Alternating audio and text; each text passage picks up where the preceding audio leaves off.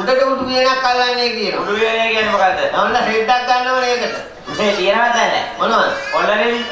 කොහෙද මිනිස්සේ ඔන්නනේ තියෙන්නේ. දැන් ඔයගේ ඔන්නනේ දාගන්නේ කියලා. වැඩි කෑල්ලක් ගන්නවා. වැඩි කෑල්ලක් ගන්න. කෝටු කෑලි 4ක් ගන්නවා. කෝටු කෑලි 4ක් ගන්න. වැඩි කොම් 4 කෝටු කෑලි 4 ගැට ගන්නවා. ගැට ගන්න වැඩි කොම් 4 කෝටු කෑලි 4. ගැට ගාලා පොල්ලම 4 ඒකට කතා කරගන්න. පොල්ලම 4 ගැට ගන්න. ගැට ගහන්නේ මොකද? දක්කන්නේ ඔය.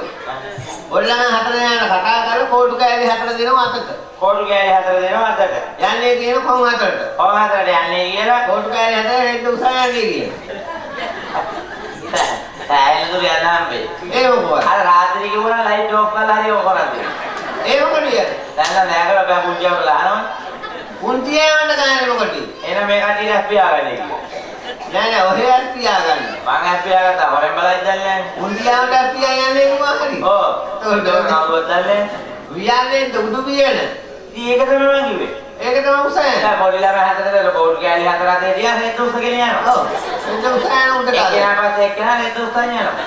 ඒක පිටිපස්සේ කරා ඒක උසයන. කවුරු හරි උස්සන්නේද?